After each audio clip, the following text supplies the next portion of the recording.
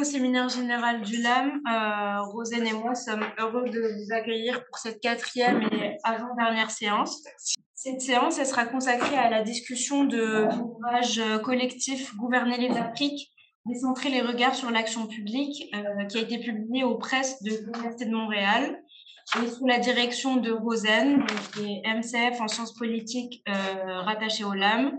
Olivier Provini, MCF en sciences politiques, actuellement en délégation CNRS au laboratoire du Centre européen de sociologie et de sciences politiques à Paris 1, et Sina Schlimmer, donc, qui est chercheuse à l'IFRI, où elle coordonne le programme Gouverner les transitions urbaines en Afrique.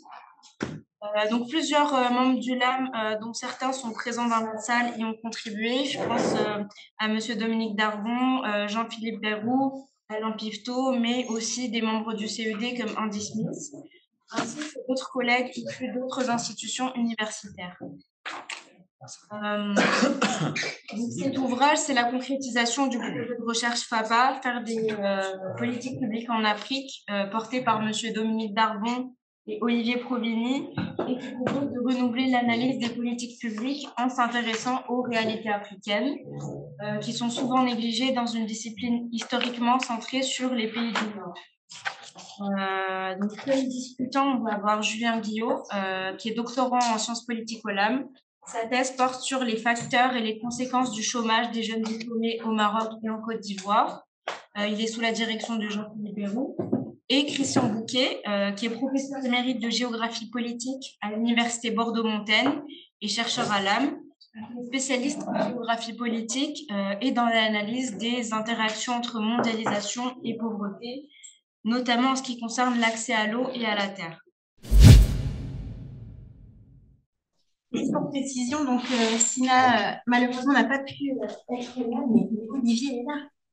Merci beaucoup pour l'invitation, pour l'organisation aussi, pour la discussion à venir. Je suis très content de venir à l'AM et d'être là avec vous. Alors du coup, ce programme de recherche, c'est né d'une rencontre avec Dominique. Donc on a déposé en fait un programme de recherche. Donc moi, je vais vous raconter un peu les coulisses de ce programme de recherche et puis Rosanne ensuite présentera un peu les grands axes du bouquin. Donc au départ, c'est une rencontre. Moi, je faisais ma thèse à Pau sur les questions de réforme universitaire et on m'avait dit, mais va discuter avec Dominique, spécialiste des politiques publiques, de l'administration publique, tout ça. Et donc, en fait, à la suite de ma thèse, on a déposé un programme de recherche en fait ensemble sur. Donc, on a sollicité la région Nouvelle-Aquitaine sur les projets région et en partenariat avec l'Agence française de développement, qui nous a donné beaucoup d'argent. Et donc, c'est associé aussi des acteurs que vous devez connaître, hein, SO Coopération Nouvelle-Aquitaine, le F3E, et puis Sciences Po Bordeaux aussi qui a donné un peu de sous. Et ce qui a permis notamment ce programme de recherche, donc 2017-2021, enfin ça a été, normalement au départ c'était 2017-2020, il y a eu le Covid, donc on a eu une prolongation d'1 an.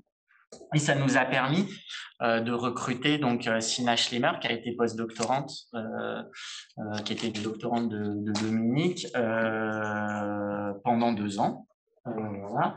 Et ensuite, Rosen, en fait, dans ce trio, au départ, duo trio, en fait, elle est venue compléter l'équipe parce que Rosen a été recrutée de mémoire à peu près aux mêmes périodes, en fait, en tant que maître de conférence en sciences politiques à Sciences Po Bordeaux, et vu qu'elle travaille aussi sur les politiques publiques, en fait, on a piloté le programme tous les 4. Et donc, c'était un programme assez ambitieux qui a regroupé à peu près une vingtaine de chercheurs, chercheuses.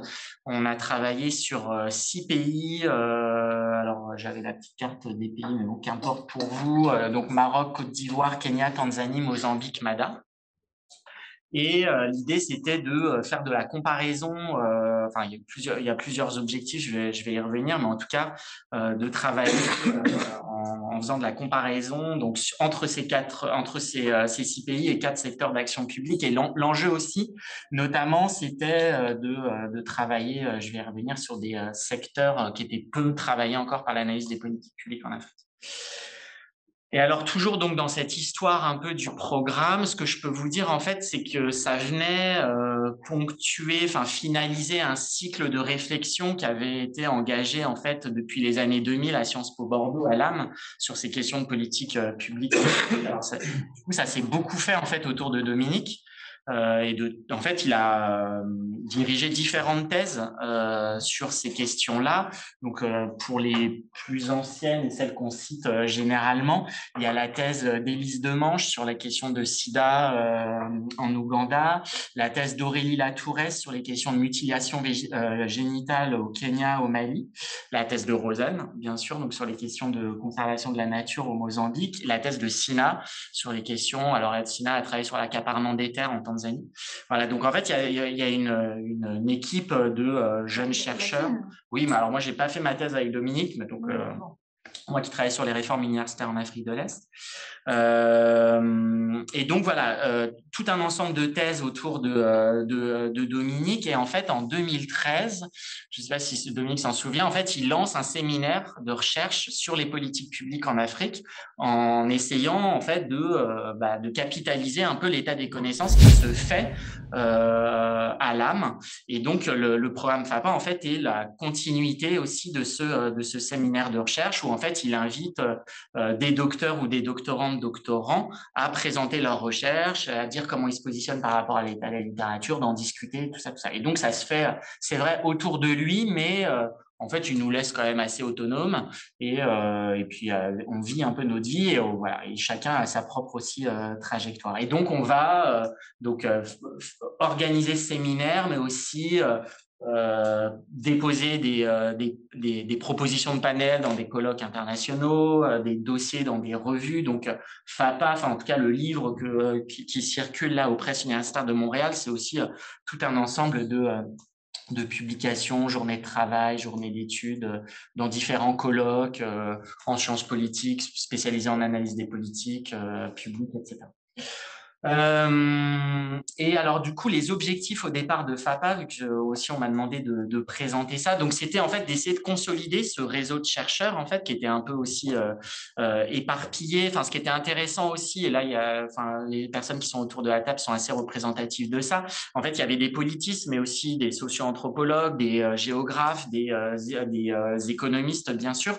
Et l'idée c'était d'essayer de les rassembler autour d'un programme de recherche. Et ce qu'on voulait aussi faire avec Dominique, Rosen et Sina, c'était aussi d'associer des personnes du CED, donc ça a été beaucoup incarné par Andy, mais pas que, et de faire en fait des ponts entre les deux laboratoires à travers cette question des politiques publiques, donc différents spécialisés, et aussi quelque chose qui tenait à cœur Dominique, les différentes générations de chercheurs, donc des chercheurs qui ont plutôt travaillé cette question dans les années 2000 et une plus jeune génération, entre guillemets, à l'époque, plus jeune, qui avait travaillé plutôt cette question 10 ans ou 15 ans après. Alors du coup, l'un des premiers gros enjeux, enfin gros objectifs qu'on avait à faire, qu'on a eu, c'est de faire un état des connaissances. Et notamment, ce qui était intéressant, enfin ça a été un des résultats de ce programme-là, c'est de voir aussi qu'il y a une manière de faire de l'analyse des politiques publiques très différente entre les espaces francophones et anglophones. Et donc, c'est aussi d'essayer de l'expliquer, le lien notamment avec la manière dont se font les études africaines en France. Donc ça, c'était, on va dire, un des premiers enjeux, objectifs importants, c'est cet enjeu d'état des connaissances. Le deuxième, c'était ce que je vous disais un peu tout à l'heure, de produire des données sectorielles inédites. En fait, on a essayé de travailler sur des secteurs qui étaient jusque-là peu étudiés en fait par l'analyse des politiques publiques. On va dire, c'était surtout les questions de santé et de foncier qui étaient travaillées en Afrique, et on a essayé donc de travailler sur les questions de politique sociale et du secteur de l'eau, les questions éducatives ou de l'enseignement supérieur. Donc ça, c'était aussi un sujet. C'est pour ça qu'on avait, par exemple, circonscrit ce programme à ces secteurs-là. Et on va dire le gros objectif, et Rosen va y revenir, c'était de faire en fait des allers-retours entre nos données sectorielles et ce qui est produit en termes d'analyse des politiques publiques, donc qui est une sous-discipline de la science politique qui est pour pour le dire un peu comme ça, où l'état des savoirs, l'état des connaissances est essentiellement produit à partir de données terrain du Nord, et donc de voir finalement est-ce que de travailler sur les Afriques ou les Suds, si on généralise à d'autres cas, ça apporte des choses à l'analyse des politiques publiques. En fait, peut-être vous dire ça aussi, dans le cadre du programme, il y avait, on avait fait venir Andy, mais aussi Patrick Assentoffel, Pauline Ravinet, des gens en fait qui sont venus nous, Charlotte Alpern, nous questionner en fait avec ça en disant certes, ok, vous décentrez l'analyse des politiques publiques, mais en fait, ça fait quoi? Est-ce que ça valide plutôt l'état des connaissances? Est-ce que ça apporte des résultats différents? Et de faire un aller-retour, ça c'était important pour nous. Donc, plus généralement, en fait, il y avait du coup, ça s'inscrivait aussi. Alors, c'est peut-être un peu moins présent dans le bouquin là tel quel, même si je me souviens plus exactement du titre. C'est dedans. Il y a tout l'enjeu en fait du décentrement des sciences sociales, qui est un gros thème travaillé notamment aujourd'hui par les relations internationales. Mais donc, ça s'inscrivait aussi dans ce courant-là de l'intérêt pour nous à décentrer l'analyse des politiques publiques. Et d'ailleurs, je me suis rendu compte dans le train qu'on utilise parfois le terme de décentrement et parfois le terme de décentration. Donc, on voit en fait qu'on n'est pas encore très clair. C'est peut-être une des questions que vous essayez de nous poser sur cet enjeu-là que, à mon avis, on n'a pas bien analysé au moment où on le faisait, que ça s'inscrivait dans toute cette littérature sur le décentrement des sciences sociales. Et puis, dernier objectif, avant de passer la parole à Rosen, il y avait aussi tout un enjeu de discussion avec notamment les personnes qui travaillent à l'Agence française de développement. Donc, dans le cadre de ce programme FAPA, il y a eu tout un ensemble d'espaces de discussion avec ces praticiennes et praticiens du développement, où on leur a aussi proposé des outils, notamment un outil de cartographie de l'analyse des politiques publiques. Donc, il y a eu tout un échange qui s'est fait et qui avec ces coopérations de Nouvelle-Aquitaine également, et qui a été plutôt riche et qui a plutôt bien fonctionné. Donc, voilà le cadre de présentation très générale de comment est né ce programme et qui en faisait partie et quels étaient les principaux objectifs. Merci beaucoup. Donc ça, c'était le projet FAPA tel qu'on l'a mené pendant quelques années. Et l'ouvrage dont on parle cet après-midi, il est sensiblement différent pour plusieurs raisons. Mais alors, en gros, qu'est-ce qu'il raconte? On part d'ailleurs dès l'introduction de l'ouvrage paru en 2000 là, de Christophe Jaffrelot, qu'on utilise beaucoup en cours, qui s'appelle Démocratie d'ailleurs. Et dans cet ouvrage, lui, c'est un spécialiste de l'Inde, et il dit que l'Occident n'a pas le monopole de la démocratie. Et on part de cette idée en disant l'action publique est observable ailleurs, et singulièrement dans les réalités sud et dans notre ouvrage en Afrique. Et donc, notre postulat, c'est de dire que l'action publique, elle se déploie de manière à bien des égards comparables au pays des Nord, comparables, similaires aussi à bien des égards, mais occasionnellement, elle s'y décline aussi selon des formes innovantes, selon des formes qui sont issues des trajectoires historiques qui sont propres à chaque société, qui sont fruits des interactions de modèles normatifs internes et de modèles externes, de leur réinterprétation croisée, etc. Notre postulat, c'est aussi de dire que l'action publique, elle participe pleinement. Alors, on est majoritairement des politistes, j'y reviendrai, mais que voilà, tout comme au Nord, l'action publique, elle participe vraiment de manière étroite à la construction et à la formation de l'État. Elle participe pleinement aux modalités d'exercice des régimes politiques. Et là aussi, point commun entre réalité nord et sud, l'action publique, elle est faite de négociations à géométrie variable entre toute une série d'acteurs, entre des espaces, des territoires qui sont structurés selon des jeux d'échelle multiples. Donc, plein de points communs avec ce qui se passe au nord. Et dans cet ouvrage, on essaie quand même d'aller à la recherche finalement, et c'est ça, mais c'est vrai qu'on ne s'est jamais posé la question du décentrement, de la décentration, maintenant que tu le dis. On a essayé donc à la fois de voir ce qui était de l'ordre du général, de l'universel, si on peut dire, et puis en quoi voilà, il y avait quand même malgré tout la spécificité. Et donc cette spécificité, elle s'explique par toute une série de facteurs. Alors j'en cite quelques-uns parmi de nombreux, mais donc des administrations publiques aux moyens parfois limités, un contexte postcolonial qui est parfois voilà, synonyme de pluralisme juridique et normatif, persistance de logique néopatrimoniale, organisation de la société civile qui est parfois relative, et puis un maillage territorial qui correspond régulièrement, surtout dès lors voilà, qu'on s'éloigne de la capitale, à une présence de l'aide internationale assez importante. Et donc, tout cet ensemble de variables, pour ne citer que les plus importantes, invite à une décentration, un décentrement, en tout cas à une lecture fine des modes de gouvernement des territoires africains, pour repenser, il a vraiment ses FAPA, pour repenser certains résultats présentés en tout cas comme étant universels de l'analyse des politiques publiques. Donc, il y a des apports de la science politique, mais aussi de l'économie du développement et de l'anthropologie.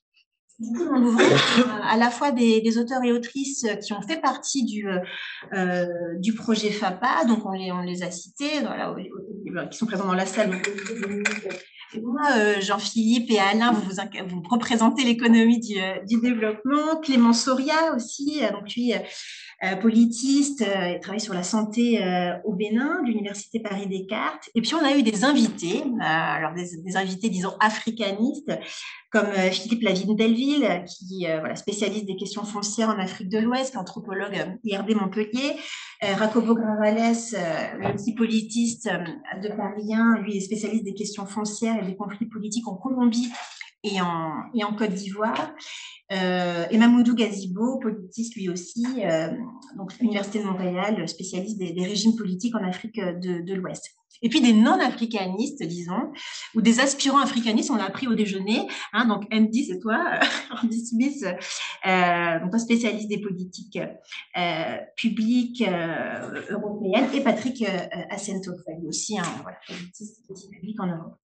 Et les écrits donc d'Andy et de Patrick sont vraiment importants pour l'ouvrage. Hein. En fait, d'ailleurs, Andy ouvre l'ouvrage et Patrick le clôture, parce que vraiment, pour le coup, l'idée, c'était d'aller au-delà de spécialistes du continent africain et vraiment de dialoguer avec des réflexions en cours, des résultats en cours, mais qui sont vraiment davantage, pour le coup, inscrits dans des réalités occidentales. Donc, en fait, rapidement, pour vous faire un peu un aperçu de l'économie de l'ouvrage, donc il y a une introduction générale, donc rédigée par Olivier Sina-Dominique et moi. Donc là, dans cette introduction, on y systématise en fait les grands résultats de ce que nous disent les travaux de sociologie de l'action publique au Sud. Et puis ensuite, on a imaginé l'ouvrage en 4 parties, avec une première partie qui s'appelle l'analyse du gouvernement des Afriques. Donc là, ça a été l'occasion on a posé la question des méthodes. Comment est-ce qu'on fait très concrètement pour analyser les politiques publiques en sociologie de l'action publique en général, mais plus singulièrement au Sud. Donc là, il y a 2 ouvrages, un chapitre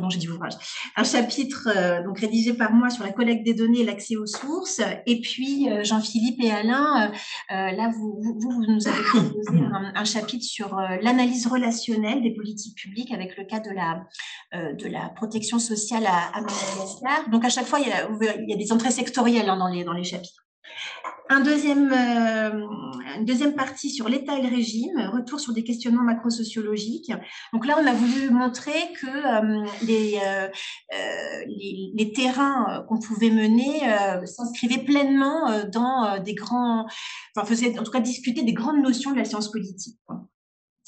Donc des grandes notions classiques, disons, dans la discipline. Donc Dominique, toi, tu as fait un chapitre sur la sociologie de l'État, et puis Olivier et Mamoudou, vous avez fait un chapitre sur les régimes politiques. Troisième partie, l'exploration des concepts de l'analyse des politiques publiques. Là, on a voulu proposer une partie qui s'intéresse à des approches un peu clés en ce moment dans la littérature. Donc là, on en a choisi 3. Un premier sur les instruments d'action publique et la mise en œuvre. Donc là, c'est Philippe Lavigne-Levine, donc en anthropologie, donc avec la question du foncier. Un chapitre sur l'expertise, donc là c'est Clément Soria avec les questions de santé au Bénin, et puis aussi, ça c'est assez nouveau dans la littérature, un chapitre sur l'échec des politiques publiques, et donc là c'est Sina avec les questions foncières en Tanzanie. Et puis quatrième et dernière partie qui s'appelle Regard ailleurs et comparaison, donc là on s'envole, on veut prendre de la hauteur en décentrant à nouveau le regard, et en gros on se dit mais que nous dit la comparaison sud-sud et nord-sud de l'analyse des politiques publiques. Donc un chapitre de Rakobo qui propose une lecture des effets de l'aide au développement en Colombie et en Côte d'Ivoire. Et puis c'est Patrick Assenteufel qui va clôturer l'ouvrage avec un chapitre sur les comparaisons nord-sud.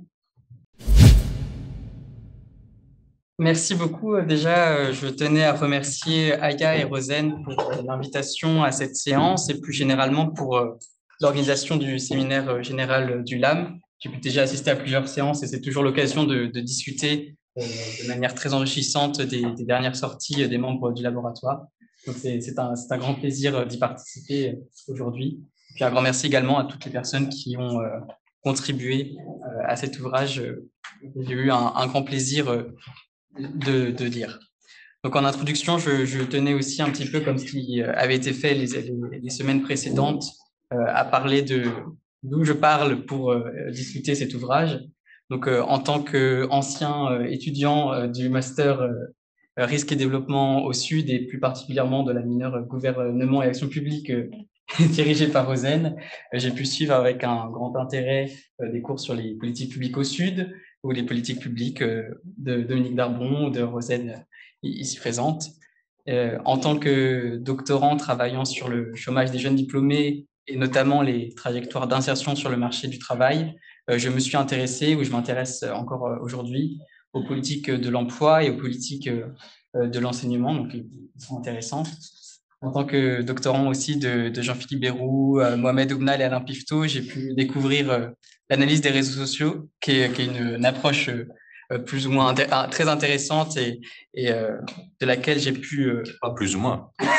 très intéressante. et dont j'essaye de m'inspirer, notamment à travers la méthode des narrations quantifiées.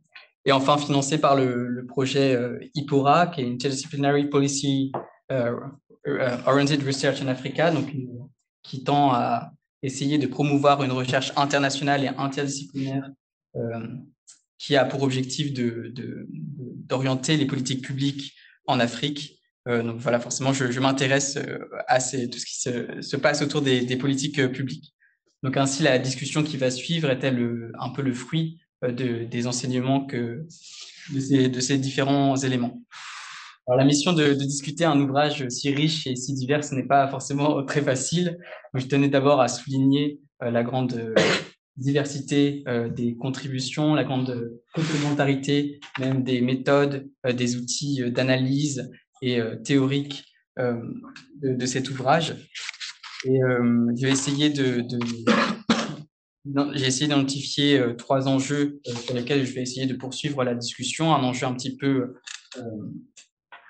en termes d'approche géographique, un peu aérale, une approche un peu plus méthodologique et enfin une approche un peu plus analytique. J'aurais pu les transformer pour que les 3 enjeux soient un peu moins identifiables, mais bon. On a essayé aussi de se partager un petit peu l'ouvrage avec Christian. Donc je pense que nos remarques pourront se compléter de ce côté-là. Donc le premier enjeu concerne un petit peu qu'est-ce que c'est les politiques publiques. Donc quand on fait des politiques publiques en Afrique avec une approche plus aérale et de délimitation géographique. Donc vous avez montré à travers votre ouvrage la grande banalité des politiques publiques en Afrique, et c'est déjà le fruit de nombreuses études qui ont été réalisées sur ce sujet Donc je pense notamment à l'article de Christian Coulon qui, en 97, parlait de cette banalisation comme un dépassement de l'exotisme et donc comme une volonté d'expliquer que les sociétés africaines sont des sociétés à part entière, c'est-à-dire normales, banales. Et donc, c'est de dépasser un petit peu l'exceptionnalité africaine qui était supposée dans les études un peu plus classiques des politiques publiques. Donc, c'est aussi cette banalité du politique en Afrique qu'avait évoqué Jean-François Boyard dans son ouvrage de 1989 sur l'État en Afrique. Donc, cette banalité, elle est démontrée dans cet ouvrage et dans les études précédentes. Et c'était aussi pardon. L'idée aussi, c'est aussi d'expliquer un petit peu le lien entre ces outils théoriques et méthodologiques utilisés dans les analyses politiques publiques un peu plus classiques et quelle est la spécificité, est-ce qu'on peut les utiliser dans les terrains africains. Donc, face à des outils des analyses des politiques publiques qui sont souvent occidentalo-centrées et qui sont peu adaptées au contexte africain. L'idée, c'est d'essayer de décentrer un petit peu le regard, c'est cette idée de décentrement que vous avez montré. Mais cette idée de décentrement, elle n'est pas spécifique au contexte africain. Il y a l'idée de décentrer le regard des politiques publiques, de l'analyse des politiques publiques.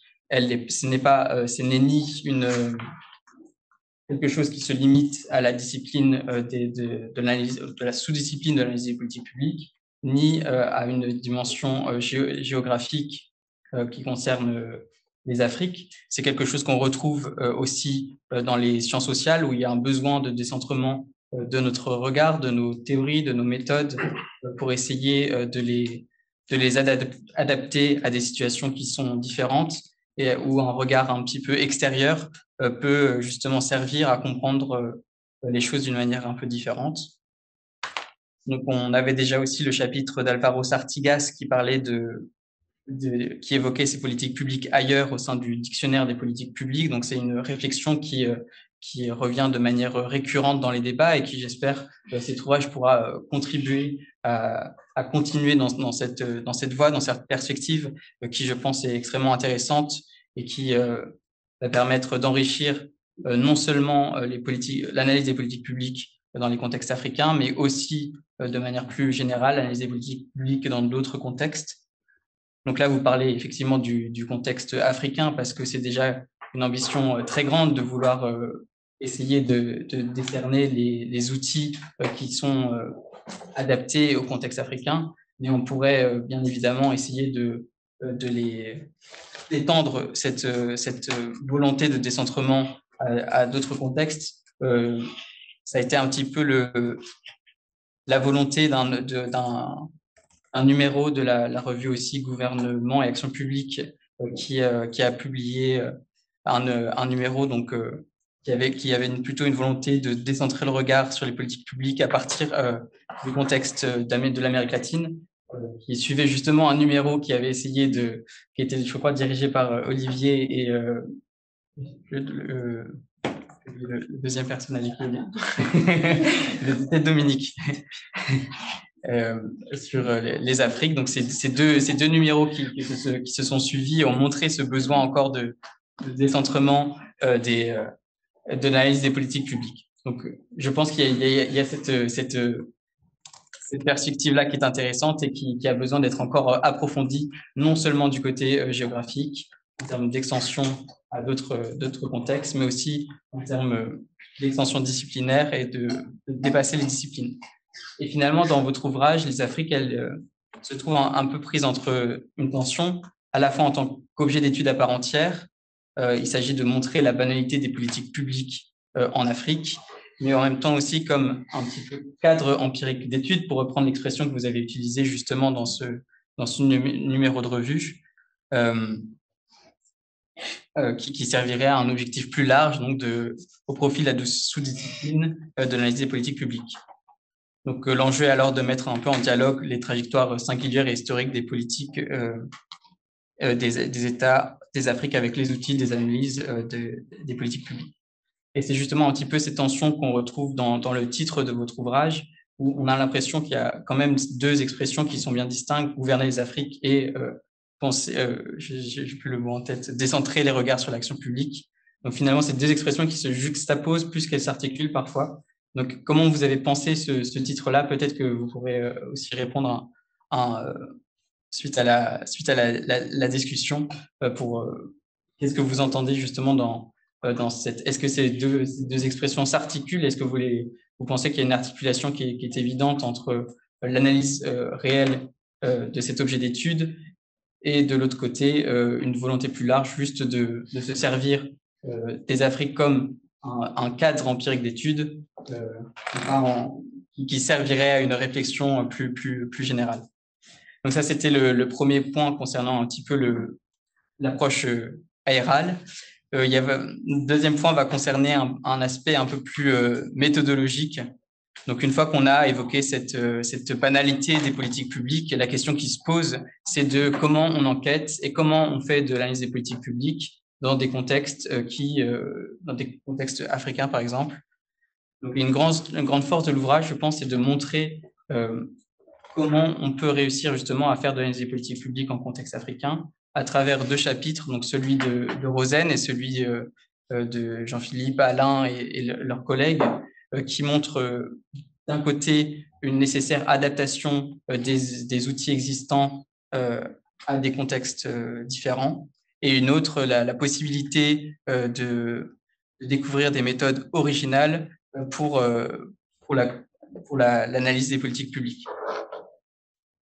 J'ai bien aimé ton expression, Rosen, dans ton chapitre. Et tout comme les politiques publiques se caractérisent partout par l'inattendu, l'imprévu et le bricolage, les analyser en Afrique revient bien souvent à bricoler, à improviser et à proposer des méthodes originales et inédites. Donc, c'est cette idée de bricolage méthodologique, de tentative d'adaptation de certaines méthodes qui me semblent primordiales.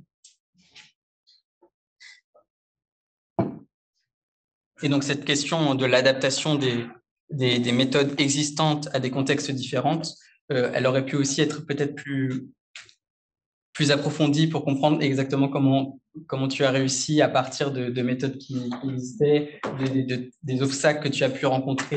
C'est peut-être une question, c'est plus une question qu'une limite. Hein. Je sais bien qu'il n'est pas possible de tout dire dans un tel ouvrage, mais c'est plutôt une question que je te pose, de comment tu as pu réussir justement en partant de méthodes classiques qui existaient, à réussir à trouver la méthode la plus pertinente pour ton objet d'étude dans ta thèse. Voilà. Et donc l'autre chapitre de Jean-Philippe et Alain, qui est une méthode qui est un peu plus originale, qui vient de l'analyse des réseaux sociaux et qui se concentre sur l'aspect vraiment de l'évaluation des politiques publiques, qui propose donc une méthode originale et qui est expliquée avec une grande pédagogie, avec en plus des schémas qui sont très jolis visuellement. Et c'est vraiment l'avantage des réseaux sociaux. Et là, on a des schémas. On a parlé de ce schéma. Et donc, la question ici, c'est vraiment celle de la pertinence des outils de l'analyse des politiques publiques. Cette question de la pertinence, elle a déjà été posée, par exemple, dans la revue internationale de politique comparée, dans un article de Gilles Favarel-Garrigues, qui se demandait comment on pouvait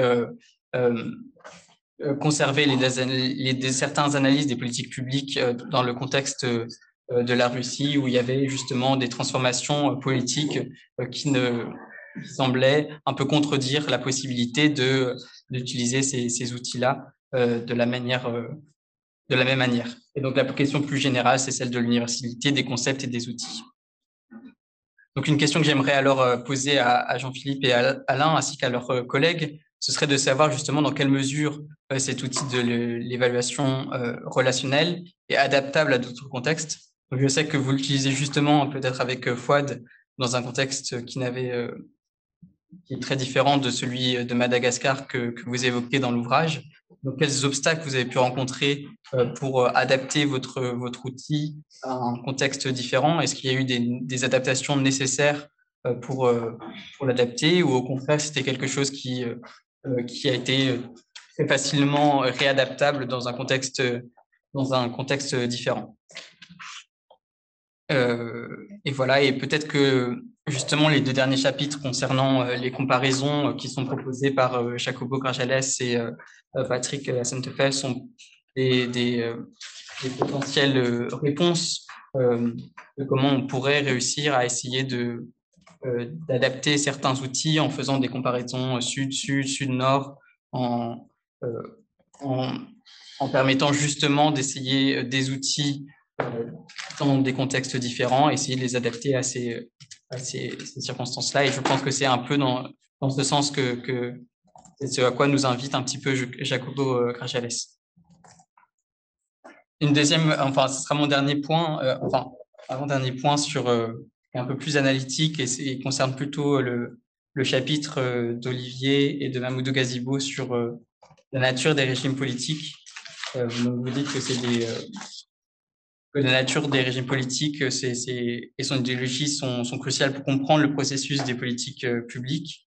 Donc je sais que j'ai lu plusieurs études au Nord qui montraient qu'ils se sont intéressés à différents régimes, notamment par exemple, je pensais à l'ouvrage de Tom Chevalier sur les régimes de citoyenneté socio-économique, où il a pu expliquer, en partant des politiques publiques de l'emploi et de l'éducation, comment on pouvait comprendre de manière différente les politiques publiques, en faisant justement, en aboutissant à des régimes différents qui étaient un petit peu originaux par rapport à ce qui avait pu se faire de manière précédente par les études précédentes. Et donc, ma question, c'est de savoir justement, est-ce qu'on peut avoir de l'analyse des politiques publiques qui soient un peu plus sectorielles et qui permettraient de reconsidérer, non pas des régimes forcément politiques, je sais que dans votre chapitre, c'était plus des régimes politiques, mais reconsidérer justement d'autres typologies de régimes qui pourraient se faire. Je ne sais pas si j'étais très clair, mais on pourra en reparler plus tard.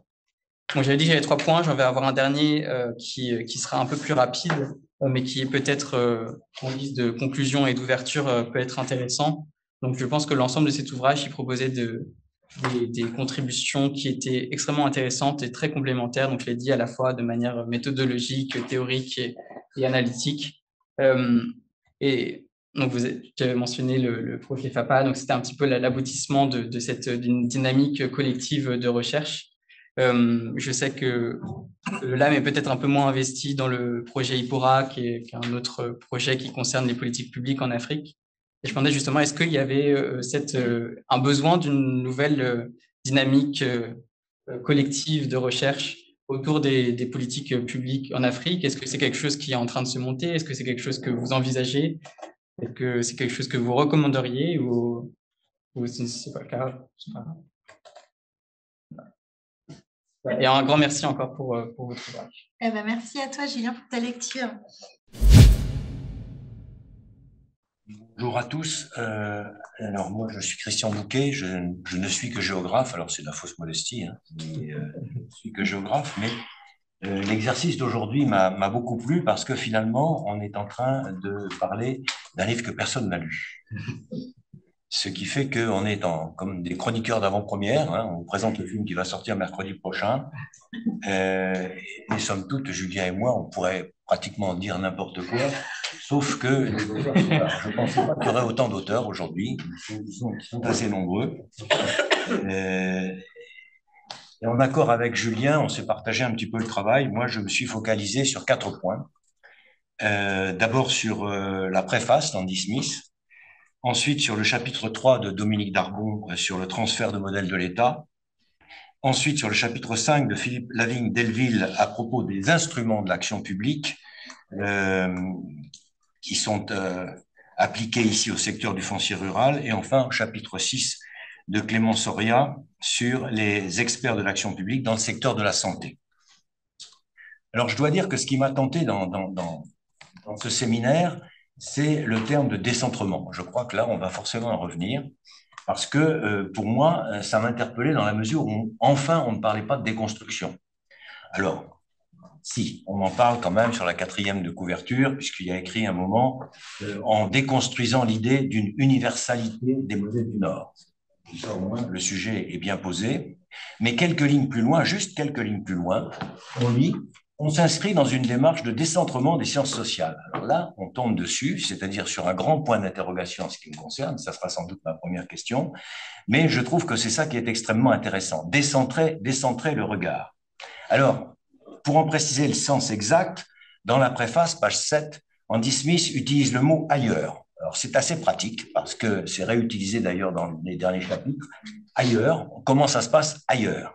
Un petit peu plus loin, page 9, je crois, Andy Smith utilise un mot à propos des processus de gouvernement en Afrique que je n'utiliserai pas moi et qu'il regrette peut-être même aujourd'hui, puisqu'il les qualifie d'exotiques, les processus de gouvernement en Afrique. Mais là, c'est pareil, ce sera une question que je lui poserai: en quoi les processus de gouvernement en Afrique sont-ils exotiques? Et un petit peu plus loin, page 13, Andy Smith toujours nous encourage à désoccidentaliser la comparaison des politiques publiques. Donc là, je crois que le sujet est bien placé, bien positionné. On a bien compris ce que veulent dire les auteurs et on se lance là-dessus. Ma première question sera donc à l'ensemble des auteurs: peut-on préciser le concept de décentrement, notamment par rapport à celui de déconstruction? Alors, s'il vous plaît, ne vous lancez pas dans Derrida, hein, mais juste comme ça, essayez de simplifier les choses, ou de désoccidentalisation. Je crois que là, on était bien placé. Sur le chapitre 3 de Dominique Darbon, pour la logique de l'ouvrage, je l'aurais volontiers placé en tête, parce que finalement, sans État, il n'y a pas de politique publique. Et Dominique Darbon est quand même le mieux placé, à l'échelon mondial, je crois, pour nous parler justement de l'État en Afrique. On en revient il y a 25 ans. Je sais pas même pas d'ironie. Ça fait 25 ans qu'avec Dominique Darbon, nous parlons de ce transfert de modèle. On avait commencé au début des années 2000. Nous étions l'un et l'autre beaucoup plus jeunes. Et nous avions, à l'époque, échangé entre géographes et politistes sur ce concept. Donc, j'avais beaucoup appris ce que c'est qu'un État failli, un État de facto, un quasi-État, etc. Et là, ce chapitre 3, que j'aurais aimé qu'il soit le chapitre 1, est très précis dans la synthèse de ce qu'il faut savoir en 2025 sur l'État dans les Afriques. Mais on en revient toujours à la question qu'on posait déjà il y a 25 ans, quand on travaillait ensemble là-dessus. Quels étaient les modes de gouvernance avant la colonisation? Puisqu'on est en train de dire l'État en Afrique actuellement, c'est une grève qui ne prend pas. Alors, elle ne prend pas parce qu'il y a des phénomènes de rejet. Ces rejets, d'où viennent-ils? Eh bien, peut-être viennent-ils précisément des modes de gouvernance qui existaient avant la colonisation.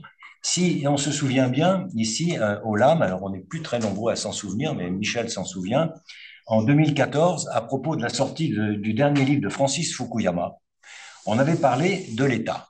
De l'État, alors Fukuyama dans son ouvrage, le dernier, les débuts de l'histoire, des origines de la politique à nos jours, il s'était intéressé à la création de l'État musulman.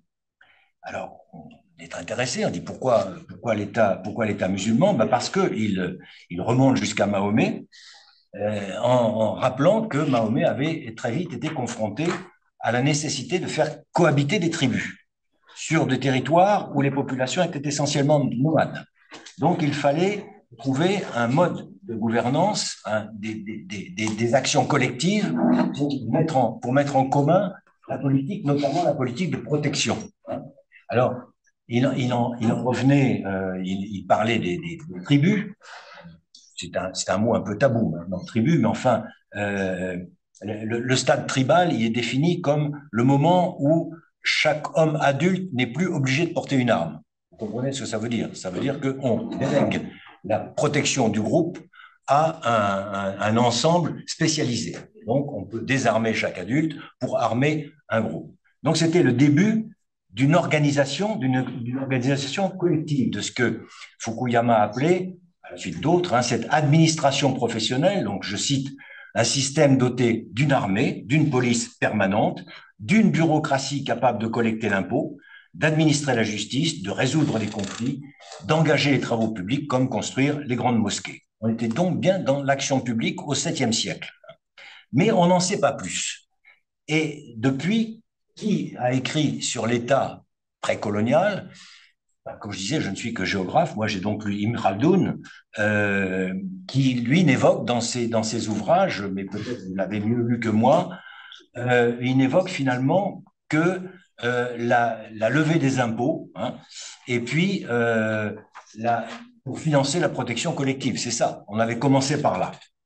Alors, comment fonctionnait donc cette administration professionnelle du temps des empires et des royaumes précoloniaux? C'est ça qu'on ne sait pas. Finalement, on ne sait pas trop. On n'en sait pas grand-chose.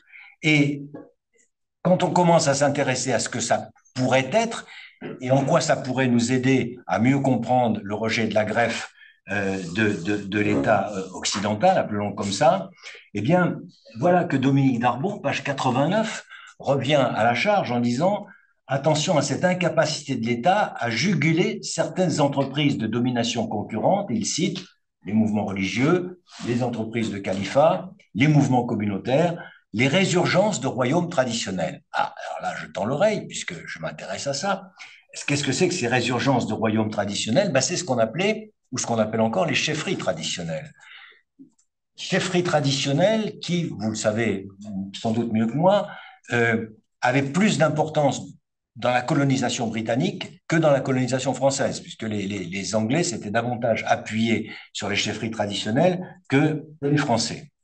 Mais voilà que dans un certain nombre de pays réapparaissent, comme le dit si bien Dominique Darbon, ces résurgences de royaumes traditionnels. Ainsi, en Côte d'Ivoire, en 2014, une loi a donné une réalité à la Chambre des rois et chefs traditionnels. On dit, et on a inscrit ça dans la Constitution.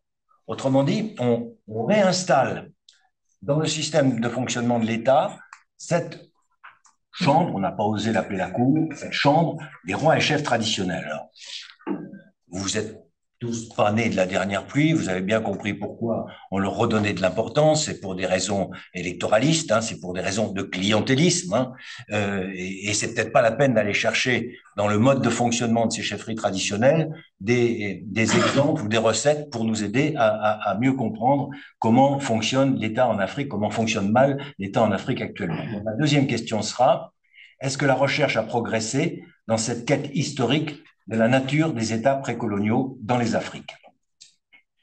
Ensuite, je me suis intéressé à décentrer le regard sur les instruments de l'action publique. C'est le chapitre 5 de Philippe Lavigne Delville. Alors, il a échappé à personne, enfin, il a échappé à tout le monde, puisque personne n'a lu, mais quand vous lirez que ce chapitre est assez hermétique.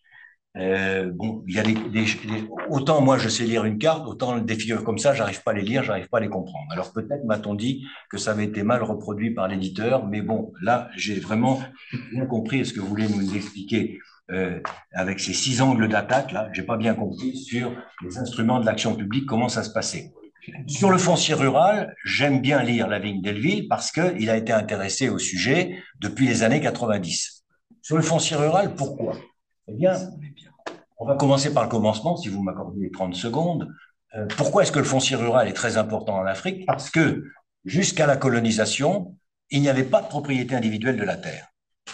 Et ça, c'était pour la Banque mondiale et pour l'Occident, on va appeler ça comme ça, une aberration. Il fallait donc basculer de ce régime foncier traditionnel à un régime foncier moderne qui va reposer sur l'appropriation individuelle de la terre. Et pour ça, la Banque mondiale a mis beaucoup d'argent et a lancé de grands programmes, dont les plans fonciers ruraux, auxquels a participé Philippe Lavigne Delville. Il avait d'ailleurs publié un bouquin en 1998 sur le sujet. Et là, à propos du foncier rural, penchons-nous, puisque c'est ça, c'est à ça qu'il nous invite, sur les instruments. Alors, il y a des instruments qu'il critique, et en particulier la carte. Et je dois dire que je ne comprends pas pourquoi il critique la carte comme instrument, parce que si on veut mettre en place une réforme agraire, il faut bien un cadastre, donc il faut bien des limites, il faut bien tracer des lignes, il faut bien faire une carte. Et d'ailleurs, Sina Schlimer, dans son article sur la Tanzanie, l'a bel et bien expliqué. Et par ailleurs, parmi les instruments, Lavigne Delville, comme d'ailleurs l'auteur du chapitre 15, oublie de dire qu'en Côte d'Ivoire, excusez-moi de parler de la Côte d'Ivoire, mais c'est le pays que je connais moins mal, en Côte d'Ivoire, on a mis en place des instruments, donc ça c'est vraiment des instruments de l'action publique, qui s'appellent des comités villageois de gestion foncière rurale pour justement aider à dessiner ces cartes. Et ces comités villageois, c'est pas des comités théodules. Ils sont très inclusifs. Il y a le chef de village, le chef de terre, les chefs de lignage, des représentants de chaque communauté, un représentant de la jeunesse, une représentante des femmes. Donc, quand on regroupe tout ce petit monde-là pour se mettre d'accord sur les limites des parcelles, je crois qu'on a trouvé le bon instrument. Donc, j'allais poser comme question pourquoi, quelle est la nature de la critique que l'on peut opposer à cet instrument de l'action publique qu'est la carte. Et enfin, dernier chapitre auquel je me suis intéressé, c'est décentrer le regard sur les acteurs des politiques publiques avec comme exemple les experts de la couverture sanitaire universelle. Là, l'auteur est Clément Soria, que je ne connais pas. Sur la méthode, j'ai quelques réserves, vous les aurez comme moi sans doute, puisqu'il dit qu'il s'est appuyé sur une trentaine d'entretiens approfondis, très bien, à Abidjan, et une dizaine d'entretiens informels avec des chauffeurs de taxi et des commerçantes. Alors là, moins bien. Ça peut être un petit peu amusant, mais ça n'apporte en général rien. Si vous avez fréquenté les chauffeurs de taxi, en général, ils vous disent ce que vous avez envie d'entendre. Et là, j'imagine que les chauffeurs de taxi, sur la couverture sanitaire universelle, on dit ce qu'ils avaient envie que l'interlocuteur entende. Alors, j'ai été étonné aussi dans ce chapitre qu'on ne fasse pas de référence aux travaux d'Olivier de Sardan. Parce que sur la santé en Afrique, Olivier de Sardan a beaucoup écrit. Alors, je sais qu'Olivier de Sardan est longtemps passé pour un Mao althusserien. Alors, je ne sais pas si ça vous dit quelque chose, un Mao althusserien. Il y a longtemps. Oui, mais c'était il y a longtemps. Il est né en 41, donc il est presque aussi vieux que moi. Donc, vous pouvez être néo-althusserien. Mais autour de cette table, comme personne ne sait ce que c'est qu'un Mao, althusserien, toi, tu sais ce que c'est, par contre. Donc, je ne rentre pas dans le détail. Olivier de Sardan, depuis, a quand même beaucoup évolué et il a beaucoup parlé justement de la couverture sanitaire en Afrique, en intitulant un de ses articles d'ailleurs, une médecine inhospitalière. Donc, c'est pas mal. Mais là, on est sur un transfert de modèle, dit l'auteur, le transfert d'un modèle de politique de santé à un terrain africain. Alors, est-ce qu'on peut le désoccidentaliser ? Et surtout avec quels acteurs? Puisque là, Soria parle essentiellement des acteurs qu'il appelle des experts. Alors, il en cite plusieurs, des experts. Ceux qui ont accompagné la couverture sanitaire universelle en Côte d'Ivoire. Mais il en a oublié quelques-uns. Il a en particulier oublié cet expert, on va dire que c'est un expert, qui en 2001 a créé l'assurance maladie universelle en Côte d'Ivoire, sous Laurent Gbagbo, et l'expert, donc l'acteur qui a conseillé Laurent Gbagbo en 2001, était Guy Laberty, qui était le représentant des affaires étrangères au Parti socialiste français.